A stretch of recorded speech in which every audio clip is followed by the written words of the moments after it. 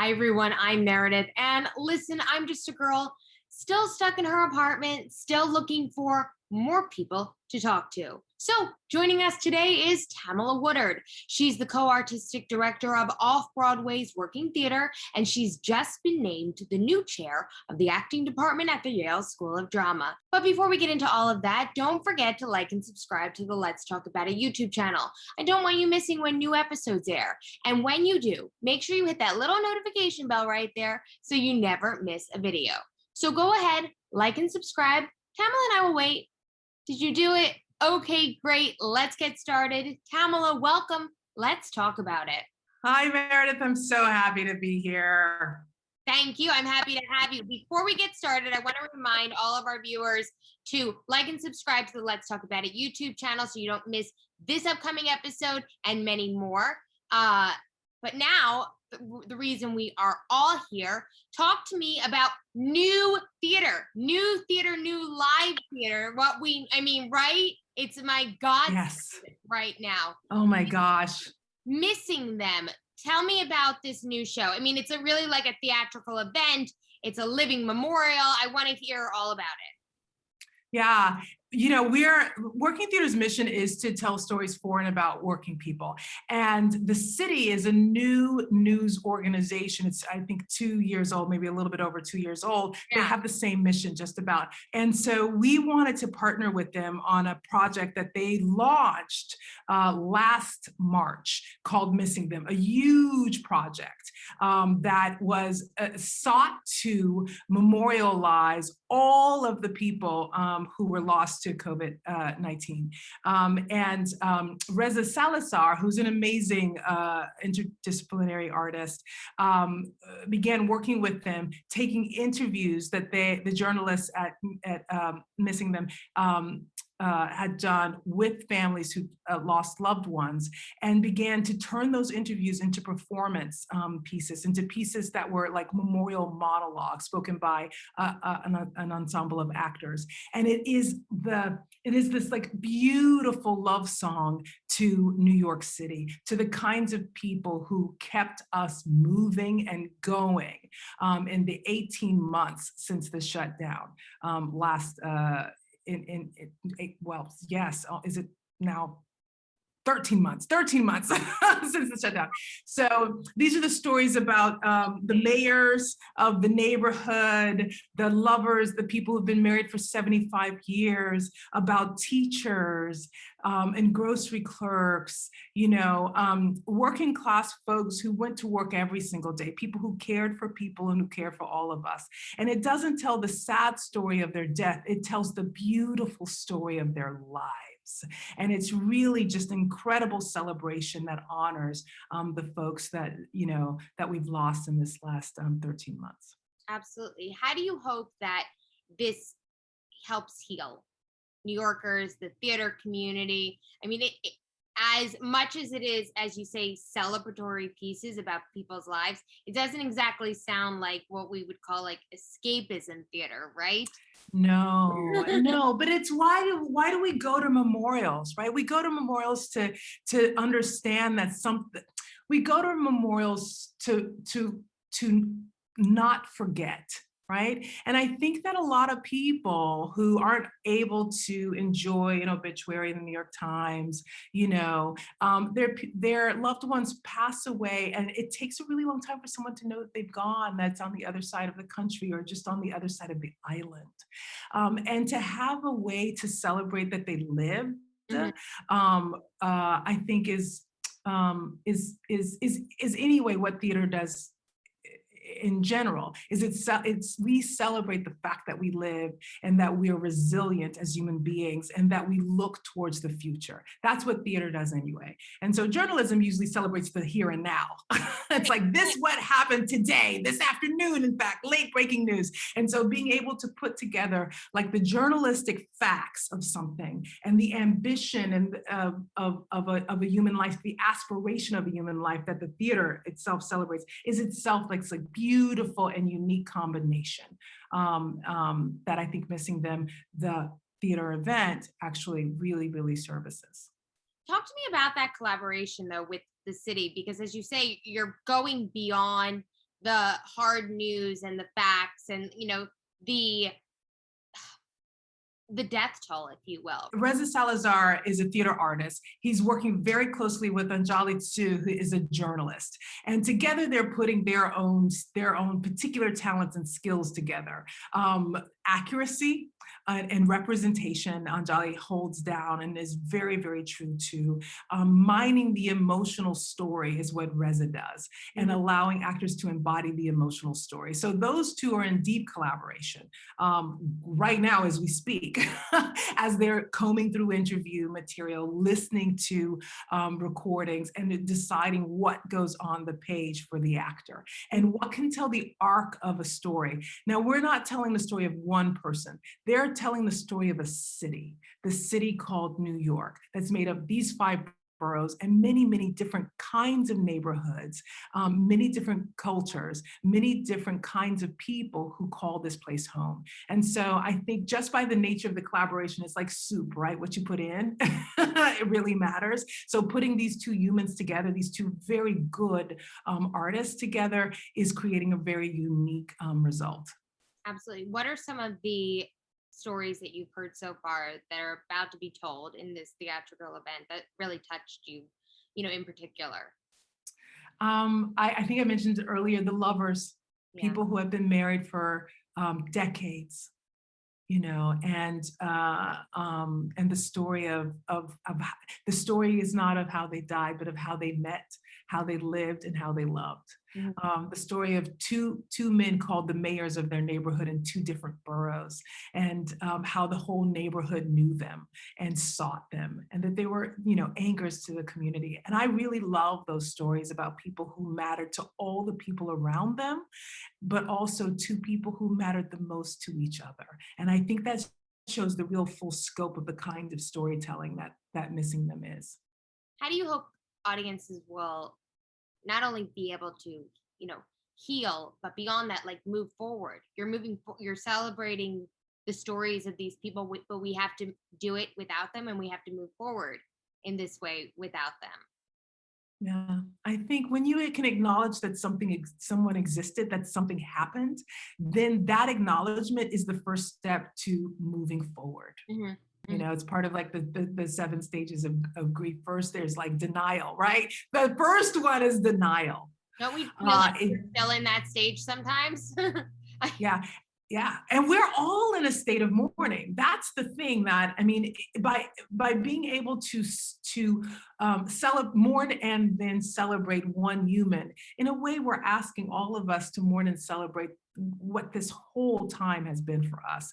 Lots of loss. That is about the people we've lost, about the opportunities we've lost, about the homes we've lost, about the way of life that some of us have lost.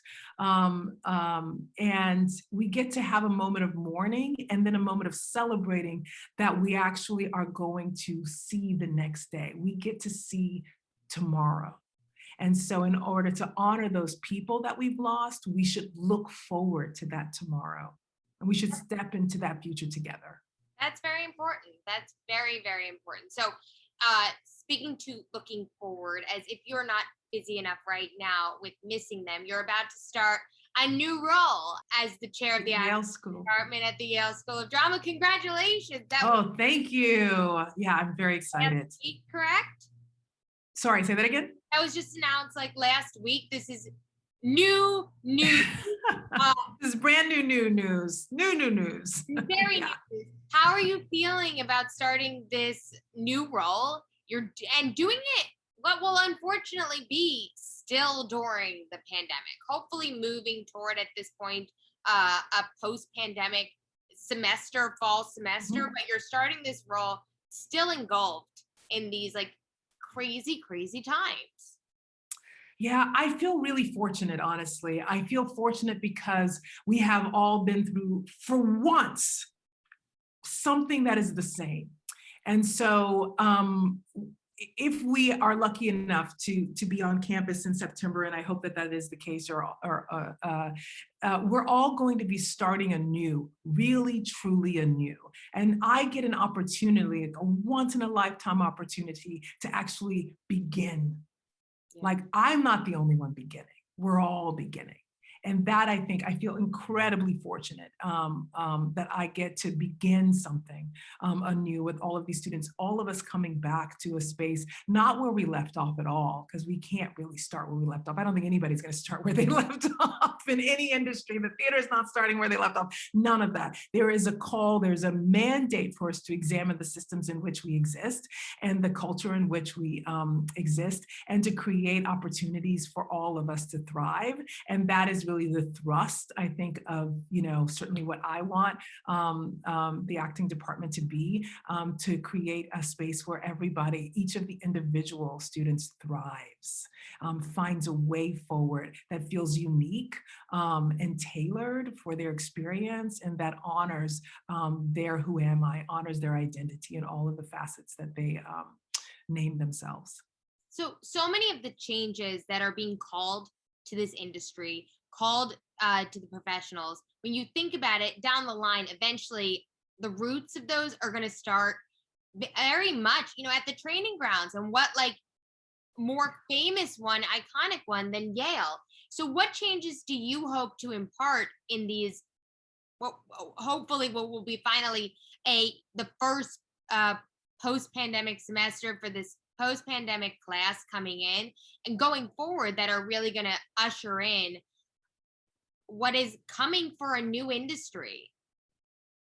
Yeah, we're talking a lot about community and collaboration, not institutions, and I like to say institutions are buildings, communities are people, and that that buildings are solid things that resist change, but communities are themselves change. And every year there are some new students that come in, and they're changing that community. And so if we think of ourselves as a community instead of an institution, then we're actually inviting and welcoming the kind of dexterity, I think, that's needed to be responsive to each other and to each individual. I am really looking forward to sending actors out into the world who are co-creators, who have a real sense of their own authorship and their own value in a creative process, who are not tools of anybody, but they are part of the larger necessary collaborative environment to create something for an audience. That's what I want. And the kinds of artists that I love, I want to offer that is what an actor is. An actor is a storyteller, and you utilize certain tools, at certain times, but you never have to take a back seat. You should be in the forefront of the creative process. Are you disappointed you're going to have to probably start doing that still with a mask on? Yeah, no. You know what they say? The eyes are the window to the soul. Okay. All right. I'm game for that. Yeah. I'm all in for that. I mean, you have such a beautiful smile. I would so miss seeing that. For a semester. Wear a shield, Tamilla, whatever I have to do. More congratulations, because Working Theater has been nominated for a Drama League Award for Outstanding Interactive or Socially Distanced Theater for American Dreams. Congratulations. Thank you. We're very happy for that nomination. How important do you think the idea of interactive theater and productions have become during these socially distant times? Or how have they changed, especially? I mean, it's not just that actor coming out into the audience, looking for a volunteer now anymore. Yeah, right. When the theaters shut down and we couldn't gather and sit side by side, the biggest question that, every director and playwright and actor that I talked to for the first 4 months was interrogating the question of liveness. What does it mean to be live? What is liveness? What is real liveness? What is liveness? How do we achieve liveness here? And to me, I always thought, I have always believed theater is always participatory. When you clap, when you laugh, when you sigh, you are adding something as an audience member to the course of that evening. That is very different than the next day or the next day. I even tell the actors, I was like, don't expect the audience from last night to do the audience from tonight to do what the audience last night. These are different people. They're coming from different things happened in the world before they came into the theater. And so how do you allow an audience to feel that they're still there and that their presence matters was really the question for me about liveness. And creating an event where an audience could actually track their reactions as being consequential in the plot evolution of the play seems like a great idea at the time. We didn't know how we were going to do it, but I asked some people who were really good at making participatory work online, and Vidko and Kate Freer, they're just absolute pros, and they cracked the code for me and Layla. And our audience really was able to show up. They were able to see each other, hear each other, feel each other, make a different choice every night that resulted in a different outcome every night. And also feel like their presence mattered. Absolutely. Well, I want our audiences to be able, Missing Them is on next month, correct? Where can people get tickets? Yeah, May 8th and 9th, we have 2 shows. You get tickets at Working Theater, theater with an ER.org. Our tickets are all on a sliding scale from $0 to $100. Our doors are open for everybody. And we just ask people to interrogate the space where they're in financially and economically in this moment. This week might be a terrible week for getting a theater ticket, but we don't want you to not come to the theater because of that. Next week might be a better week, and then there'll be a different show and you'll pay $30 for a ticket. But if it's a $0 ticket for you, and that means that you can be there, we want you there, because theater is about the audience and the performance in a conversation. So without a diverse audience, I think we miss a lot of what is really, really important about gathering.